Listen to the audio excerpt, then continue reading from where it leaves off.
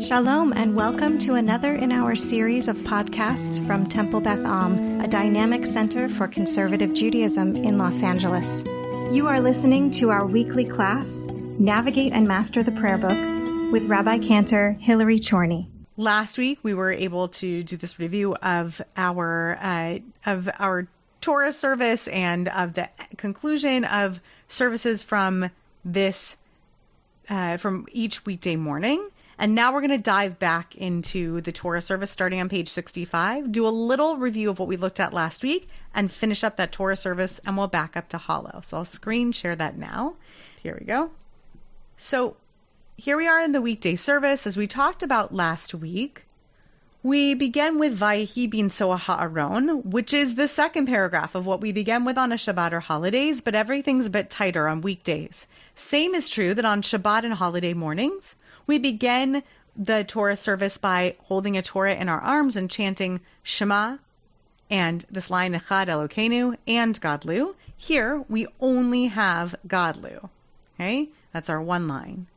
Then, non-COVID times, we march around with our Lecha Adonai HaGedula v'HaGevura v'HaTiferet.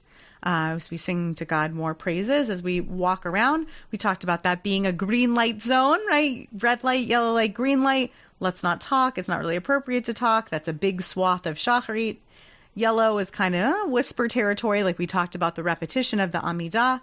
And here we're in green light territory. People schmooze and chat and, I didn't find somebody yet to lift the Torah to do Hagbah. Maybe you can do that. So we can talk out loud during that time. Page 66 already is the liturgy with which one of the two Gabayim, one of the two Gabbais, that's the two people standing at either side of the Torah table to guide and protect the Torah reader from making mistakes, to help them along in the Torah reading. The Gabbai Rishon, the first Gabbai, has the job, the one who's standing to the left of the Torah reader, or to house right, stage left, from the Bima. That person is responsible for saying a bit of liturgy that leads up to calling up the person to the Torah for an aliyah. Last week we walked the exact choreography and the liturgy of this, but basically you offer your Hebrew name when you're called up for that aliyah, and then you say blessings, you recite blessings. These are the blessings that we recite that are found on the next page, on page 67. The person who's leading, who's taking the honor, they read the Baruch Hu line. The congregation responds, Baruch Adonai Hamvarach Le'olam Va'ed. And then the reader repeats that, and then does the first paragraph, pauses, listens to the Torah reading. Last week we talked about how appropriate it is to just stand there and watch when you're actually taking the aliyah. And then when the Torah reading finishes, there might be a bit of choreography of touching and kissing the Torah where it was finished, and then this last paragraph of blessings, both of which really speak to chosenness and the gift of Torah. So that's the Torah blessings, a set of Torah blessings. On the next page are all of the different Mishaberachs. It's not exhaustive, but a lot of the different Mishaberachs. Last week we talked about how Mishaberach is a formula. The one who, mi, just means the one who, or who, but in this case, the one who. Sheberach, who caused blessing to go upon. Avotenu, our ancestors, Avraham, Yitzchak, and Yaakov, Sarai, Rivka, Rachel, Leah. Hu Yevarech, may they bless, meaning also bless. And then we fill in a person's name. Here, the formulas are for just coming up for the Torah. We don't do that in our congregation, but as I was describing last week, in some congregations, every person who comes up for an aliyah gets a mishaberach for having come for an aliyah. That's really nice. It's a nice tradition. There are other occasions on which people get aliyot to the Torah and afterwards get a special mishaberach, maybe on an anniversary, maybe here for an ufruf, people about to be married, maybe for a baby naming, there's a special mishaberach. But often when people say mishaberach during the Torah service, what they are referring to when they say mishaberach, what they're referring to is a kind of blessing called also known as Mishaberach Lecholim, the one who blessed our ancestors. Also, please bless those who are in need of healing in our community. And that is found here on the next page, on page 69. And these first ones would be if we were just saying the blessing for one individual person. But in most communities, including ours, we go right to the one that says all right here.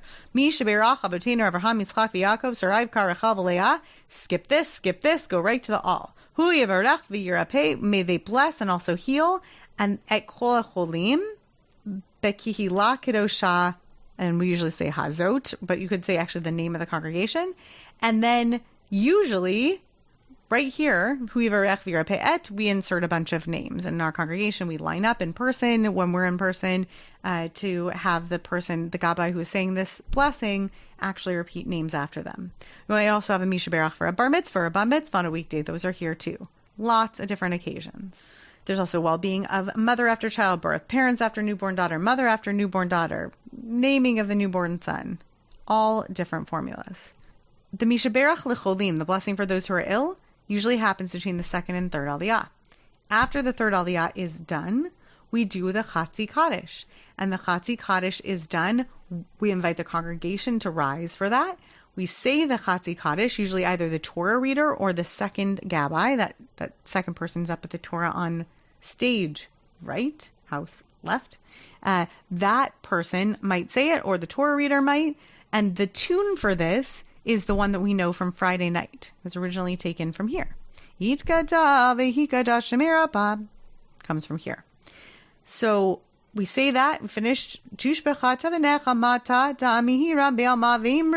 Amen. And then the person who is going to lift the Torah, the magbia or mabbiha, and the golel or golelet, the person who's going to wrap it, they are going to immediately go to wrapping it. This means that before Chatzi Kaddish, the first gabbai will actually call those people to their honor.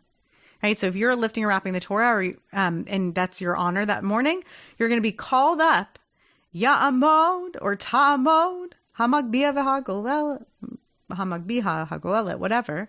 And when you're called, you have to wait through Chatzi Kaddish to actually do your duty. Finish Chatzi Kaddish, lift it, we sing along at that moment. V'zot haTorah asher sam Moshe lifnei bnei Yisrael al pi Adonai beyad Moshe. Great history of that line. Yeah, Annie. Can you explain about the pinky thing? Ask Rabbi Kligfeld to give you his explanation of the pinky thing. There are many, many different theories about why people do it, but you don't have to. Okay, that was not helpful, but thanks. I know, it's really not helpful because there's no single explanation and they are all midrashic. It's a custom. I will be happy to look up several of the explanations for you as to why people do it. I don't. Nobody in my family does it, so I don't do it. But some congregations, they lift a pinky when this is done, when the Torah is lifted. Great. If it is a special fast day, you're told to go to page 74 because you're skipping over a little bit of liturgy, okay? And going straight to a Haftorah. Haftorah is done very, very rarely on weekdays. There are very few weekdays when Haftorah is read, but not none, okay? Not none. So when it is not one of those special days, then we go to the following liturgy on page 72. While the Torah is being wrapped, the gabbai at the Torah or the person who is leading Torah service, who might be a different person than the gabbai, reads this liturgy. Yehi ratzon milifnei avinu shebashamayim lechonen et beit chayenu ulhashiv et shechinato b'tochenu b'mheira v'yameinu v'nomar amen. All of these paragraphs up to this last one, which many people join in. Achenu kol beit Yisrael hanatuni b'tzara uv'shivya might be familiar. Some people know it as a song. Achenu kol beit Yisrael. It's a beautiful song. May all of our brothers and sisters, all of the house of Israel, the ones who are in suffering and oppression, may they be delivered soon from it. May God be merciful on them. So those paragraphs are done in many traditional settings and skipped in other non-traditional settings. If Tachnun isn't said, this isn't said. The next page, before the Torah is put away, I want to talk about a little bit. So there is a memorial prayer in Jewish tradition that is first recited at a funeral. If you're at a funeral and there's a chapel service that comes before the burial, the first time that you'll hear El Male Rachamim, which is a straight memorial prayer for the deceased that we insert their name into. The first time you'll hear it is in the chapel, and then you'll hear it again at the graveside once the person is buried. What other occasions do we say El Males on? On Yartzeit. Great, on Yartzeit. We'll get to that in a minute. When else? You say it at the Shloshim? Some people say it at the Shloshim. It's actually rare to say it at Shloshim, but yes, some people do say it at the Shloshim. I learned that this year, actually. I learned that there's somebody who had a tradition of saying it at our shul. When else could we say it? Think about memorial services in general. When else do we do memorial services congregationally? With certain. Go.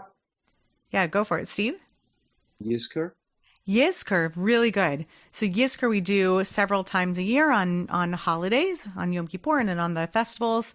And at Yizkor services, we recite El Male, and we recite it collectively. Sometimes we add in one for the Shoah. That's what we do in our community. And we also do for all the deceased members of the community. Also, there are some people who have a tradition of saying El Male whenever they visit a gravesite. My grandfather actually used to go and visit relatives in the cemetery in Syracuse, and he would bring his little pocket siddur with him, and he would recite males over each of the graves. It's customary and lovely, and does not require that you have a minyan there to say it. So it's a nice custom to say that then. Normally, though, to go back to what Jackie suggested earlier, I think it was you, Jackie, we say these on Yartzeits. We say them on the anniversary of the Hebrew date of death. But it's not necessarily done exactly on the Hebrew date of death, because El Males, when they're done in the context of a service and not at a gravesite, are done in the presence of a Torah, after the Torah is wrapped, right? Lifted, wrapped, and then in the presence of that Torah, we say El Male. So it doesn't have to be so, right? It's not actually as hard and fixed as that, but we typically say it in the presence of a Torah after it's finished being read. So on Mondays and on Thursdays, we say El Male Rachamims, unless, just like with Tachanun, as we talked about in several other services, there are special celebratory days on which we do not do El Males, right? So unless it's roadblocked by one of those days when we do not say El Males, then we do say it on Mondays and on Thursdays, and also at Shabbat Mincha each week in addition to that. When somebody has a Yartzeit that falls not on one of those days, they're encouraged to go and say Male on the Torah reading service day that's closest to that Yartzeit. Some people do it on the preceding Shabbat afternoon or preceding day of the week, and some people wait to the following one. There are also times of the year, like the entire month of Nisan, when we refrain from saying El Male, right? That's when Pesach falls. So if you have somebody who has a Yartzeit during those days, people will come on the very next week when we are saying Males again, and we'll have a Male said then after that window of time passes. The person who recites the Male might be the individual who's saying Kaddish for them, so to speak, right? Might be a Karov, might be a somebody who is a close relative of that person, or the person who's leading the service can say it, right? We sometimes have a pile of names in our community that we're saying Male for on that day, and then we would say Male on behalf of, whoever would have said it for them. Any questions about Male, how it functions, who says it? And it's one of those funny things, just speaking of navigating services, where you think the services are almost over, but maybe you didn't know that 7 people had Males to say that morning. And in our community, we also have this beautiful custom where we invite people to say something about their relative, to recall one memory about the person for whom they're saying Male. And even if it's just one brief memory, it can take a minute. So yeah, it's something to really think about. Okay, so we'll skip over these blessings for Haftorah because, like I said, it's done on very, very rare days. Most weekdays, we do not recite a prayer for the country or a prayer for Israel or a prayer for peace. So they're here. That's lovely. We don't do those usually on weekdays in our community. And then we hand the Torah back to whomever is leading Torah service. Everyone rises because the Torah is standing up. And we sing Yahallelu et Shem Adonai ki niskav shemo levado. March around again, non-COVID times when we can march. And we say the psalm for the day. And then, not for the day, sorry, psalm for weekdays that we say here. All right. So this is actually the same as the psalm for Monday, happens to be. And this is coincidence. It doesn't mean a thing. And then we go to page 77.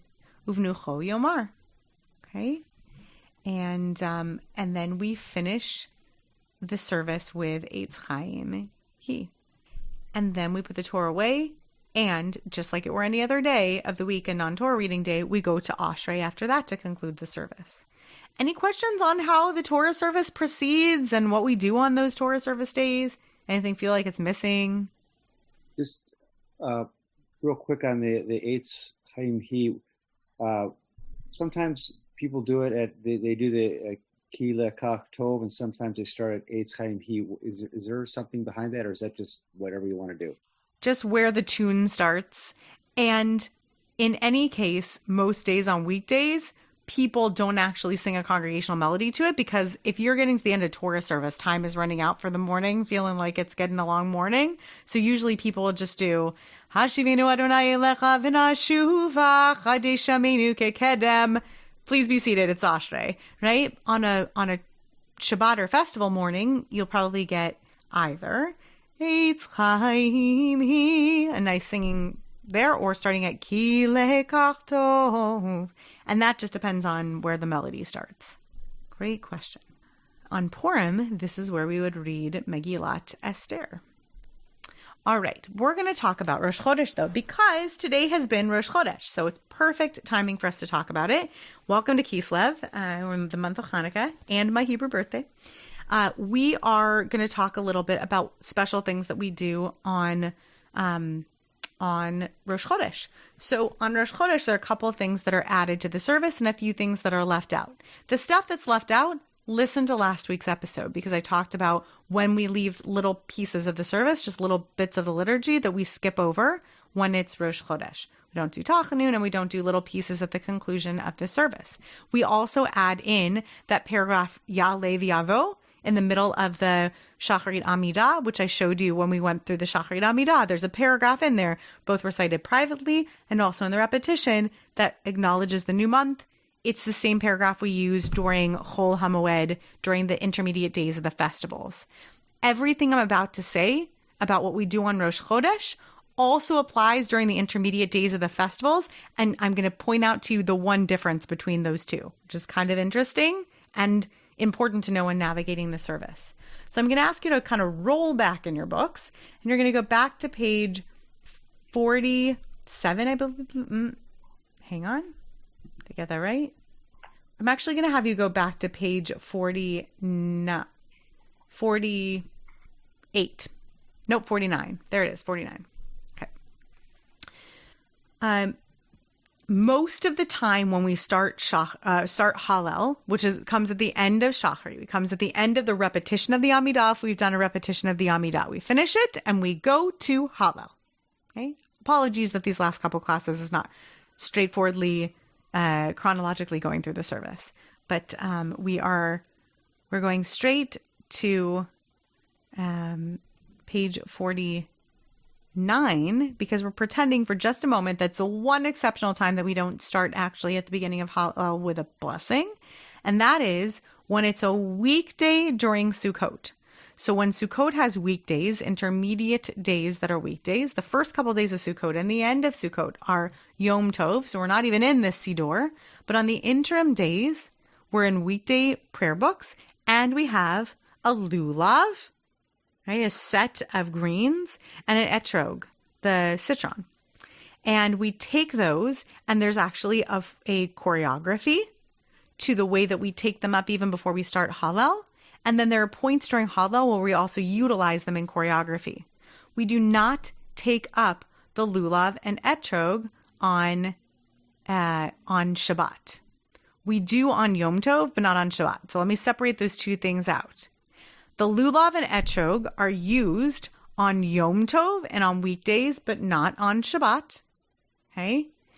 But what we're talking about right now, because we're in the weekday siddur, are only the non-Yom Tov days of Sukkot, which all have lulav and etrog used on them.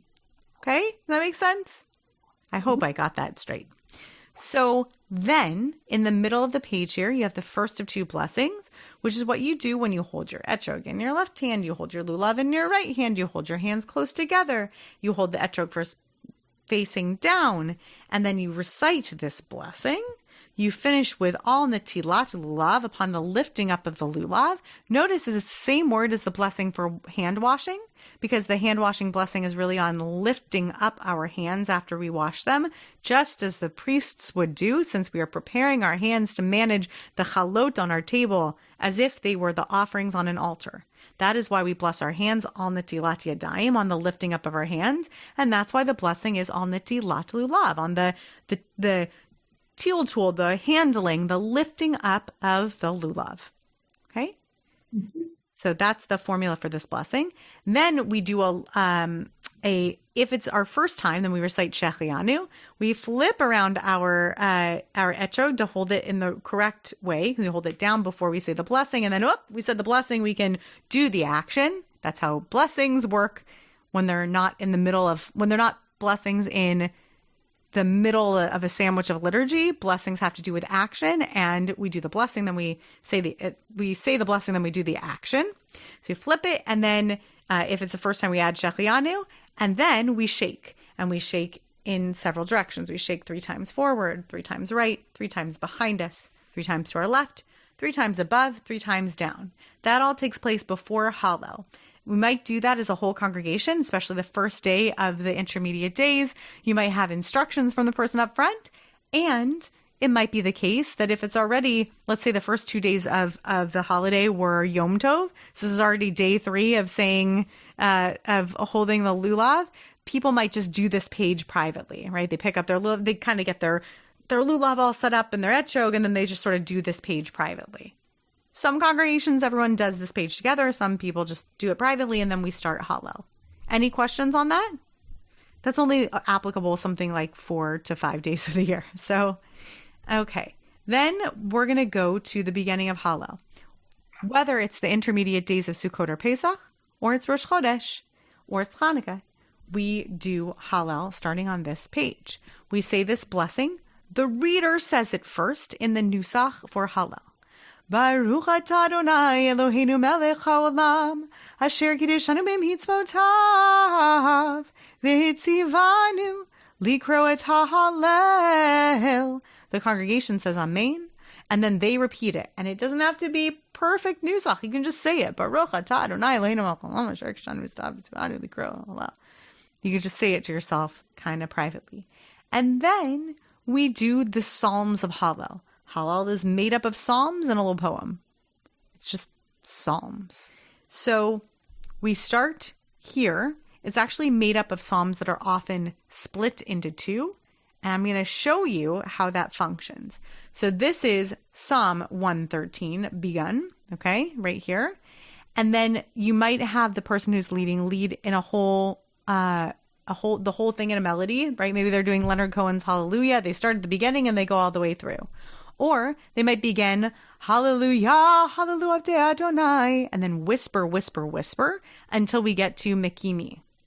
Mekimi me'afar dal, me'ashpot yarim evyon. And then we do that nusach all the way through the end of this. Hallelujah. And we turn to page 51. When we get to page 51, we're on Psalm 114, okay? This is Psalm 114's B'tzeit Yisrael. There's a couple of really popular melodies, so most of the time, you'll either have somebody start, B'tzeit Yisrael mitzrayim, or B'tzeit Yisrael mitzrayim, okay? One or the other. Those are pretty much the top 2 that are selected, but not the only ones that are out there. And then they finish going through that whole psalm. Most of the time, you're going to get that whole psalm done out loud. No choreography, even if it's Sukkot, on this or on the next one. I want you to pay attention to something weird on this page. Can you tell here in your books or on the screen, can you tell that this is smaller? Mm-hmm. So this is because there are two types of Hallel. There's full Hallel, and then there is Hallel b'dilug, which means skipping. Okay? And what that means is certain times we do a chatzi Hallel, right? A half Hallel, but Hallel b'dilug is really the way we refer to it. And sometimes we do a full Hallel. When it's Rosh Chodesh or the last 6 days of Pesach, we only do half a Hallel. The only exception to that is when it's Rosh Chodesh and Hanukkah. If it's a weekday, right? Rosh Chodesh will fall in Hanukkah. And if it's a weekday, then we're in this siddur and doing a full Hallel. If it's a Shabbat, we're in the Shabbat siddur and doing Hallel. That, by the way, is really fun when Shabbat, Hanukkah, Rosh Chodesh fall together. It's the longest possible Birkat HaMazon. All the insertions, okay? It's also very long davening. But not the longest Shabbat possible davening. That there are versions of that are pretty darn long. Anyway, so the second half of this page is only done if it is Chol HaMoed Sukkot or if it's Rosh Chodesh on Hanukkah in this siddur. Because the other examples of doing full Hallel are on actual Yom Tovs. And if it's Yom Tov, we're not in the siddur. Does that make sense? Right, the siddur is not designed for days that are actually Yom Tov. This is designed for weekday davening. Does that logic make sense to everybody? Right, the siddur is only designed for weekday davening. So the only times this can happen where we actually do the full Hallel are those exceptional days. Most of the time, when we're in weekday davening, we're doing a half Hallel, a Hallel b'dilug, a skippy Hallel. So we're doing the top of this page through Halamish L'mayno mayim, and then we're going to the next page to 52. Then we get to the second half of the psalm. So the first half of that psalm is the first half that we skipped right here. Second half of Psalm 115, I think it's 115. 115 is the half that we do. And also a very popular melody. Adonai Zecharanu Yivarech, Yivarech et Beis Yisrael. Super popular tune, and therefore often done all the way through and out loud. Me'ata ve'ad olam, hallelujah. And if we're skipping, then we're skipping the bottom half of the page. If we're not skipping, then we're doing the full bottom of the page as well. That's the first half of Psalm 116. And now to the second half of Psalm 116, which we actually do even when we're doing a skipping Hallel. Okay? Big font, we do it every time. There are a couple melodies to Ma'ashiv Adonai, but often you'll hear people skip those melodies because by the time you get here, if you've sung B'tzeit Yisrael and Adonai Zecharanu Yivarech, people are like, guys, it's weekday. I got to go to work or school or whatever. So often you'll hear people skip it on a weekday, and we finish the psalm, and then we get to Hallelu et Adonai Kol HaGoyim, which is a piece of Psalm 117, and then we get to Psalm 118. I want to talk about it first on any time but Sukkot, and then I'll mention Sukkot.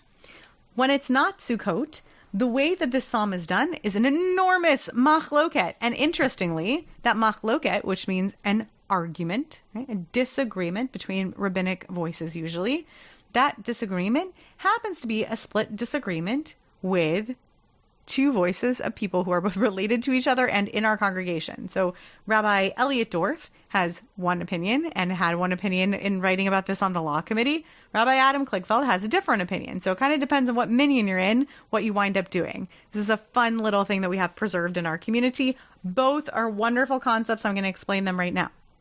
One, I won't get into the whole halachic history of this.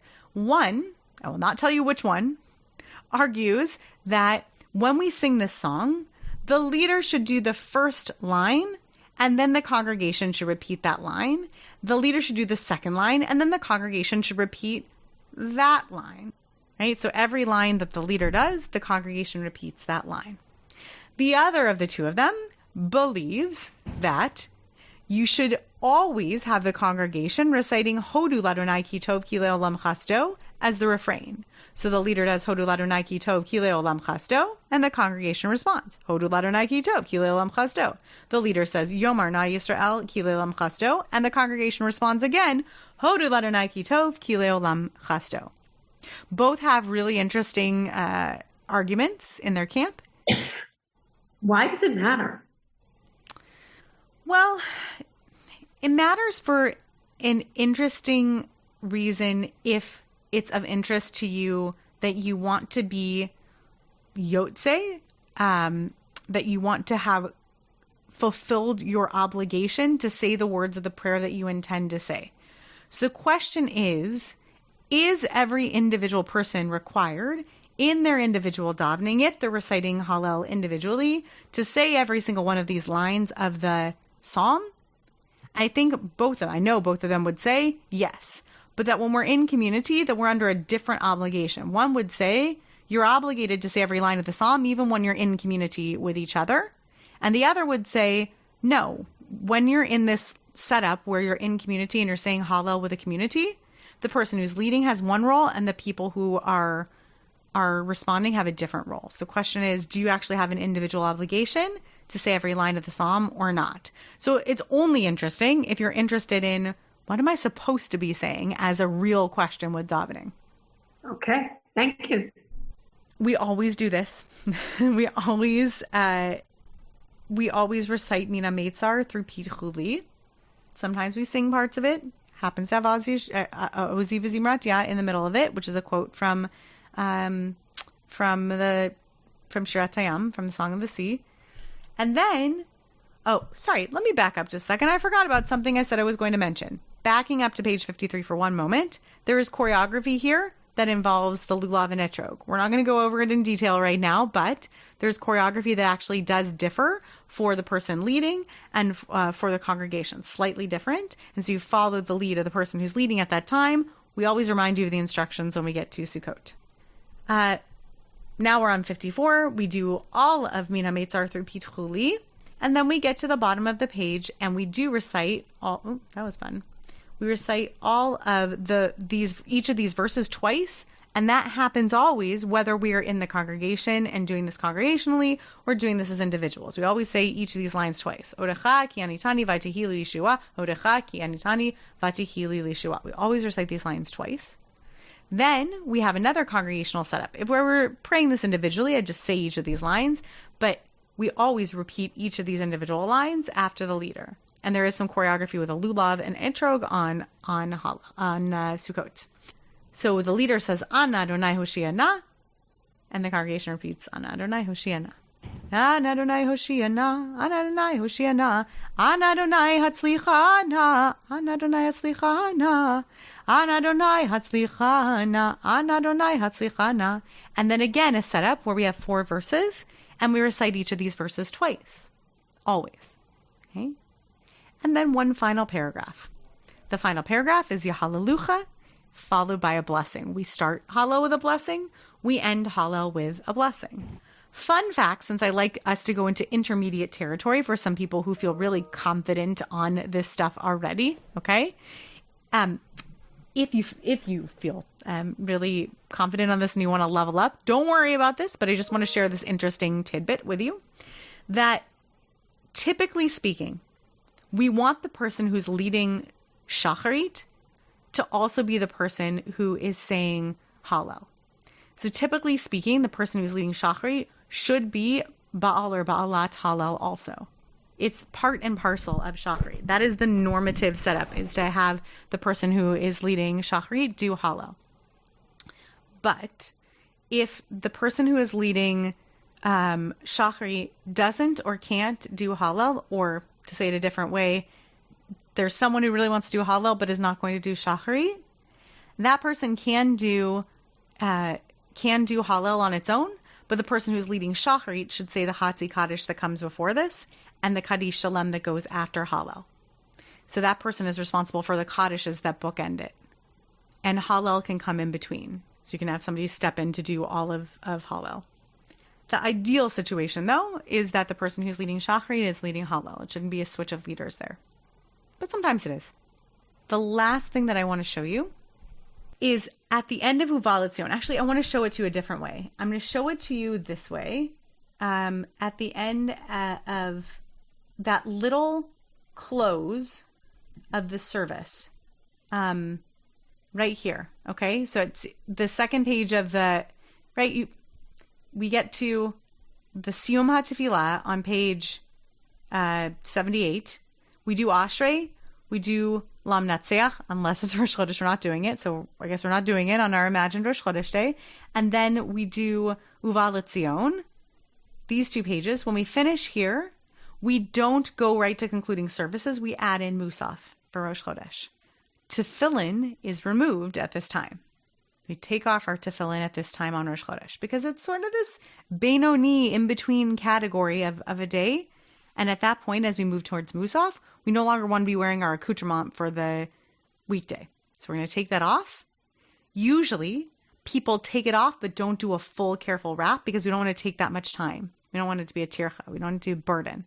So people just sort of take off their tefillin in the right order, right? Unwrap their hand, take off their head, and then loosely wrap it, quickly take off the arm, loosely wrap it, set it aside, and then we turn to the Musaf Amidah. Does that make sense? Anyone have any questions about that?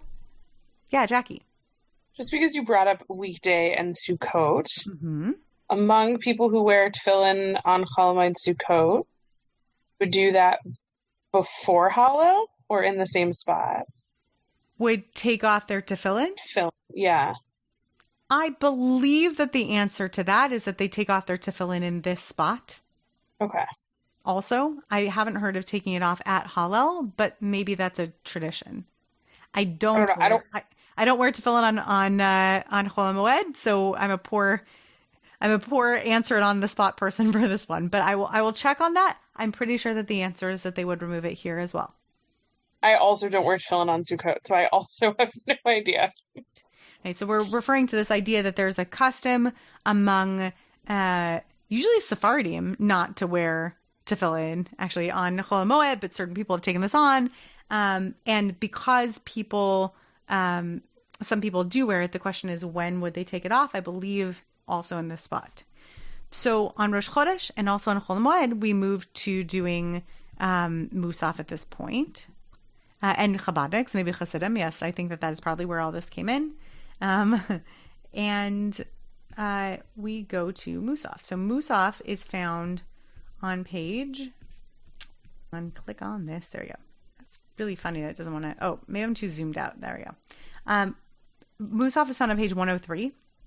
It starts with a Chatzi Kaddish for Musaf, and there are lots of different nuschaot that can be used for this, but they're always going to end with Damiram be'alma v'imru amen, because that is the Shalosh Regalim and Rosh Chodesh nusach, and that's what we're going to switch to partway into the Amidah.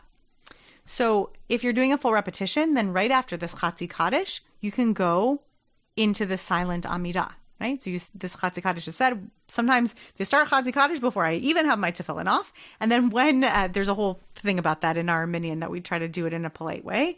And then when we finish Chatzi Kaddish, we go right into our own whispered private Amidah. That's assuming that we're not doing a Hechi Kedusha there, right? That we're doing a full repetition of this Amidah. So we do a full whispered version. We come back for the repetition of it. The person who's leading us is going to start on page 104. And they're going to lead us starting in weekday nusach. This is not for you to know necessarily unless you're planning on leading Rosh Chodesh Musaf or Chol Hamoed Musaf based on this class, but happy to walk you through it if you're more curious about it. But it begins in weekday nusach. It begins with Baruch Atah Adoshem Elokeinu v'Elokei Avoteinu Elokei Abraham Elokei Yitzchak v'Elokei Yaakov. It begins weekday because it's a regular weekday Amidah until it's not, right? So it begins like that. We go into a Kedusha that sounds a lot like a weekday Shacharit Kedusha. It's not a fancy pants Kedusha like on Shabbat. It's a simple Kedusha. It begins with Nikadesh, not Na'aritzcha. Nikadesh Shimcha B'olam. We put our feet together for that, right? Because we've already done our own private Amidah. We're just coming with our feet together. Same rules apply as the previous Amidah. Take it easy for that first page. get yourself together, standing feet together for this page for Kedusha. We do it responsively, just like we do at the Kedushas I discussed earlier. And when the person leading gets to the Yimloch line, they're going to switch to the Nusach for Rosh Chodesh and for Shalosh Regalim, for the 3 festivals, and they'll switch at Yimloch. Yimloch Adonai leolam, Elohayich Zion lidor vador, Hallelujah.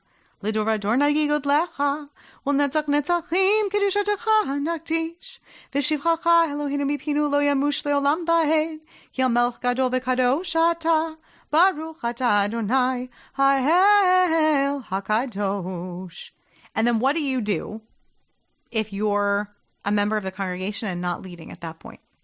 We've already done our whispered private Amidas. We just did the Kedusha and the repetition. Now what do? You schmooze. Absolutely, Jackie. You sit down, you sit yourself down and you schmooze, and you listen to the person doing Rosh Chodesh Musaf rustily, because no one is excellent at doing Rosh Chodesh Musaf on weekdays, because no one does it. I mean, not no one, but almost nobody is like the one person who does it every time. And it only comes up once a month at most.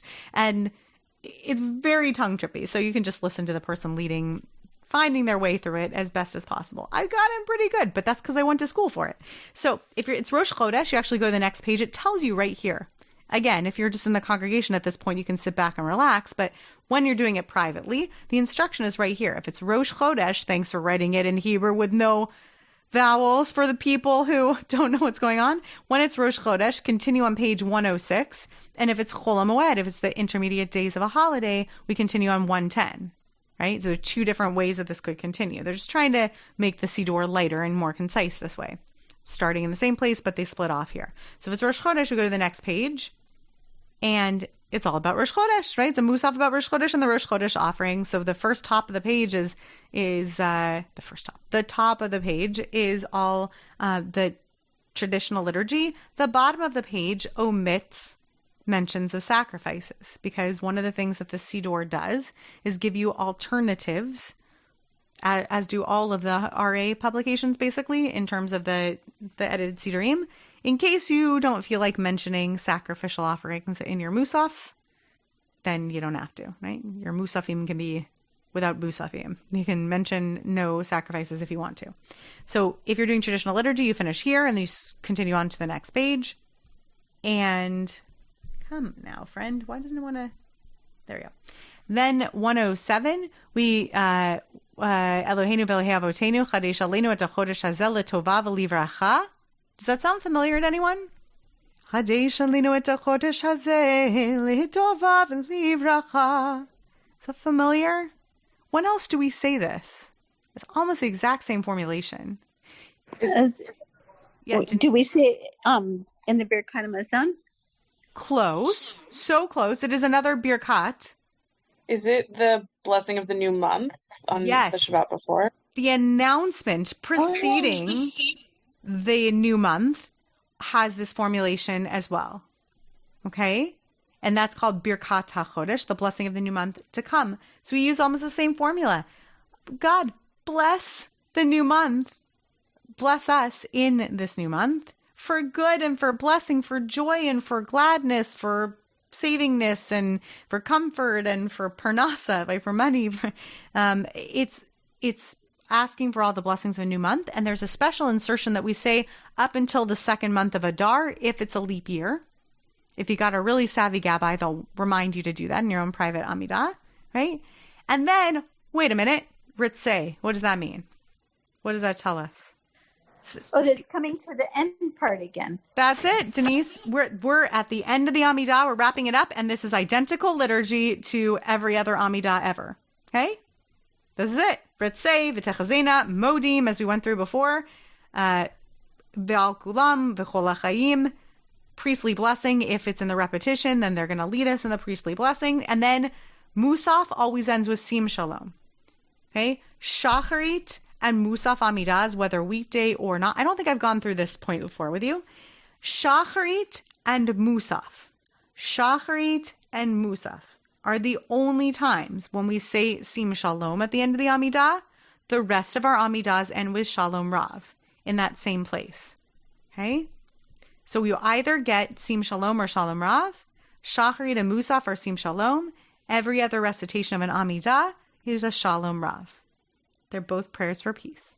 And that ends our Amidah. And then we go back to our regularly scheduled program of Kaddish Shalem, Aleinu, and then Psalms for the Day and Mourner's Kaddish, with the addition that on Rosh Chodesh, not Chol Moed, but on Rosh Chodesh, there's an extra psalm.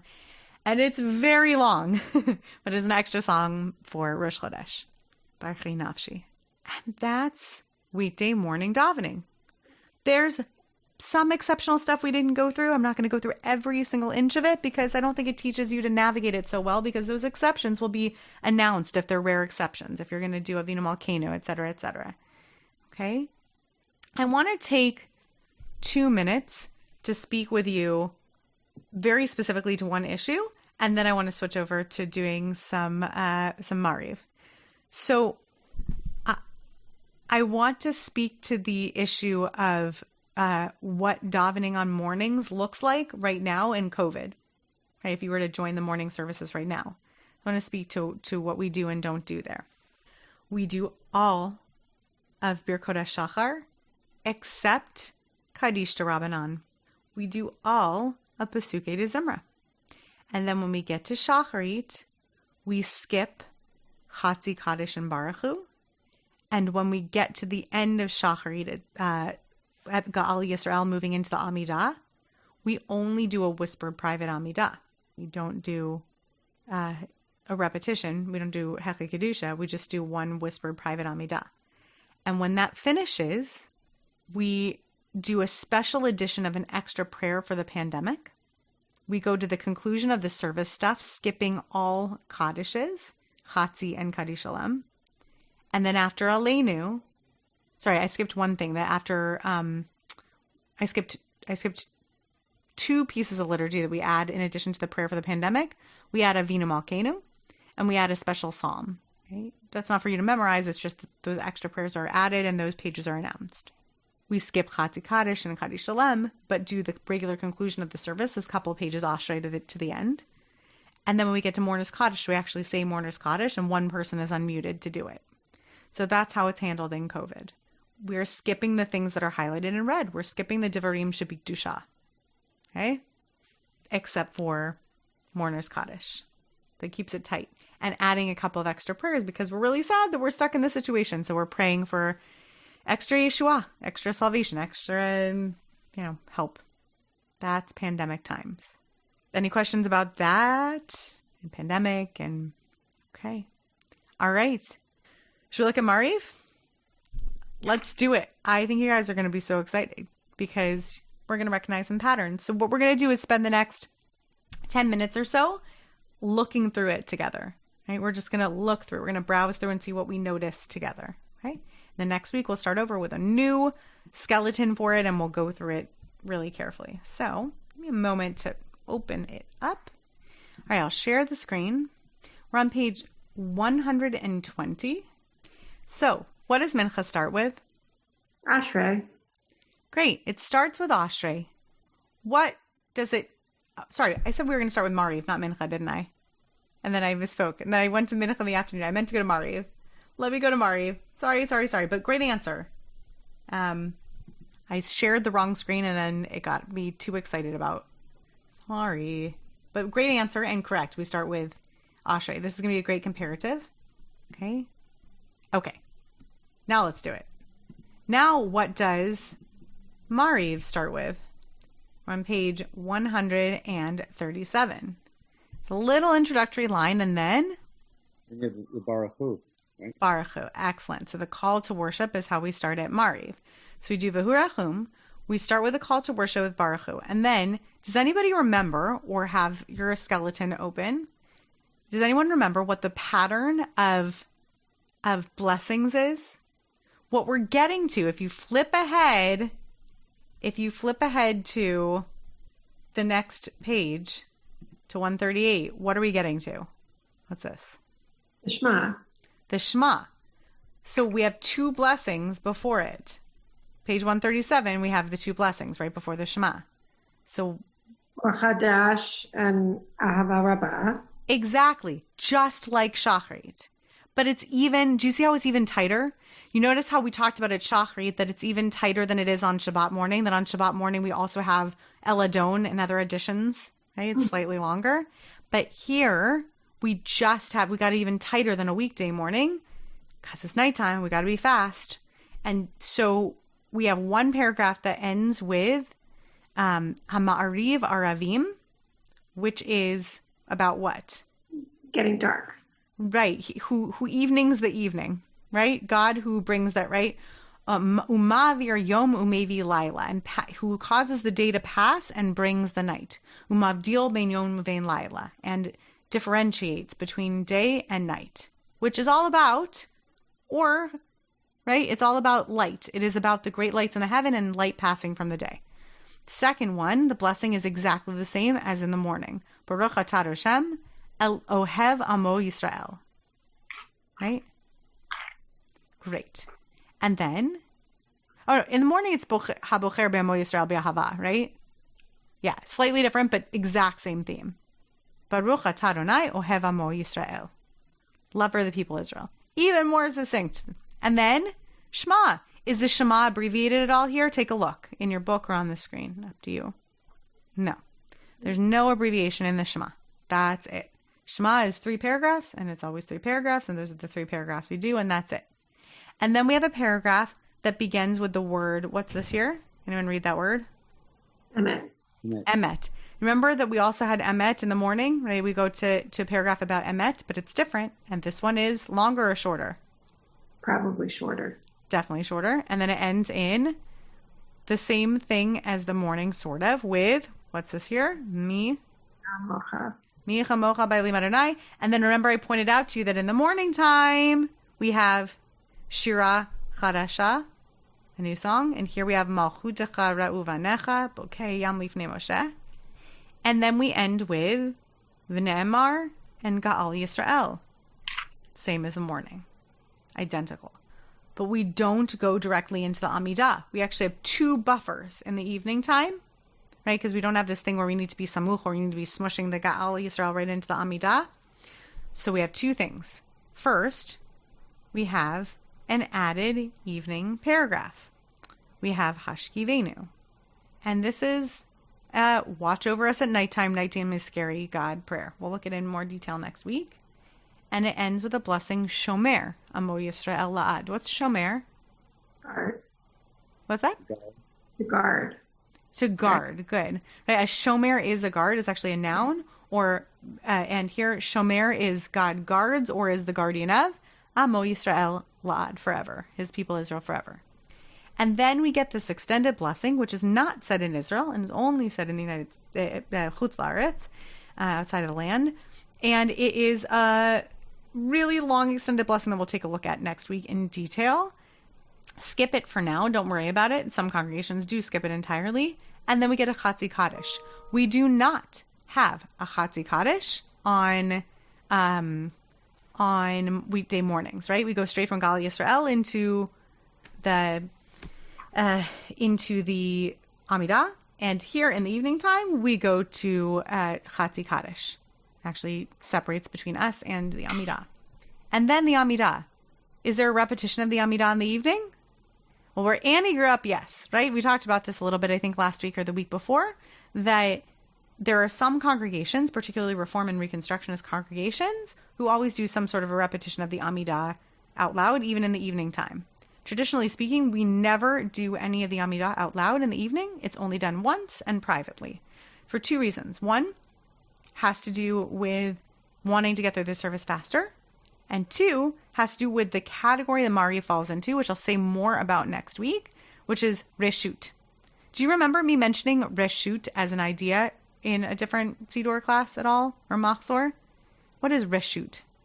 It actually has 2 meanings. One is a category of poetry, right? A shut could be a kind of a blessing asking for something openly from God. And 2 is it's just in a category of optional is the best translation I can think of, right? It's you have permission to do it or not do it. But the word has to do with permissibility. And then we do our private Amidah, which is identical, except for no large Kedusha. It's identical to the morning Amidah. There is no difference. And then when we finish it, we go to, what's this? Kaddish Shalom. Right, we wait till everybody's done. We do Kaddish Shalom, and then Aleinu, Mourner's Kaddish, and that's it. We're done. That is all of Mariv. Baruch Hu, 2 blessings. Shema, blessing. Hashkivenu, watch over us. Chatzi Kaddish, whispered Amidah into Kaddish Shalom, Aleinu, Mourner's Kaddish. Gone. It's really tight. So next week, we're going to look at it a little bit more in depth. We'll talk about the choreography of it, bowing through it, the music of it, a little bit about that idea of reshut, about the permissibility to do it, not do it. To be continued. Any questions, ideas, thoughts, things you didn't get to ask or say? We got through Shacharit. Yay. So on this, the book says, Marav for weekdays, but Marav on Friday for Kabbalat Shabbat, it's the same. Mariv on Kabbalat Shabbat is Mariv for Shabbat. It is not this. So Mariv for weekdays, actually, so let's go back to this idea that we talked about way at the beginning. A Jewish day, not just a holiday, but any Jewish day starts in the evening. It just does. It starts at night, right? So weekday, the first weekday Mariv of the week, when is it? Saturday night. Right. Saturday night is the first weekday Mariv of the week. So we have a weekday Mariv on Saturday night, Sunday night into Monday, right, which is Yom Sheni. So Yom Rishon, the first day of the week, is Saturday night through Sunday afternoon. Second day of the week, Sunday night through Monday afternoon, right? And so on and so forth. The last weekday Mariv of the week is Thursday night. And Friday night, we're already into Shabbat. So we're not saying weekday Mariv. Even if it hasn't been sundown yet. Right? Correct, because even if you're bringing on Shabbat early, which you can do to a point, you can bring Shabbat in early, then you're bringing Shabbat in. And then if it's Shabbat, we're not saying a weekday Mariv, right? We're saying a Mariv for Shabbat. What a wonderful question, though, right? What do you do on a Friday night? No matter what, if you're bringing on Shabbat, and there are 3 ways that you can bring on Shabbat. You can bring on Shabbat by candlelighting and accepting Shabbat by doing that act and saying, now once these candles are lit, Shabbat. 2 is Shabbat can just happen to you, right? Like Shabbat comes and it started and that's Shabbat. And 3 is that you can pick a place in the liturgy, the latest place in the liturgy that you can pick to start, and it's arguable even this, the latest place you can pick in the liturgy is the Baruch Hu of the Friday night Amidah, Friday night Mariv rather, right? That's the latest point at which you can take on Shabbat. Once you're in Mariv for Shabbat, once you've davened Mariv for Shabbat, it's Shabbat. So this gets interesting for let's get into the technicals of this for just a second. Let's say we're doing services on the field and I want to drive, right? Me, the rabbi. I want to drive because I'm running late and I want to get over to the services on Friday afternoon. So I drive to shul, right? And I lead mincha. And then I lead Kabbalat Shabbat, which is really not a service because there's no Amidah in it, right? So it's just Psalms. And it's not Shabbat yet by the clock. And I haven't lit candles, right? But if I lead Mariv for Shabbat, I'm out. Like I've taken on Shabbat. I can't drive home. Even if we do it really on the early side and Shabbat hasn't happened to me, so to speak, right? So we're doing it a little bit early. If I lead Mariv, I'm accepting Shabbat on me. If I do Mariv even. But if I'm just offering you the clear-cut example of, the Cantor leading services. So, yeah, it really is a point at which we say we take on Shabbat and we daven the Shabbat prayers. And when we get there, and I think I got there in the last Shabbat siddur class I taught, but when we get there in this class, I'm happy to talk about it. We actually do Kiddush in our liturgy, and we do Havdalah in our liturgy. So in that Friday night davening, it's considered as if we've already sanctified the day. We've already actually done Kiddushat Shabbat in the Mariv Amidah, right? So there really are sweet pieces to this. It really is an acceptance of Shabbat once you do it. What a wonderful question and a wonderful point. Great. I continue to love this class and love you for showing up. And thanks for listening if you're listening. And see you next time or at the next thing. You have been listening to another in our series of podcasts from Temple Beth Am, a dynamic center for conservative Judaism in Los Angeles. If you enjoy these podcasts, we invite you to write a review on the Apple Podcast site or wherever you get your podcasts. For more information about Temple Beth Am Los Angeles, go to tbala.org.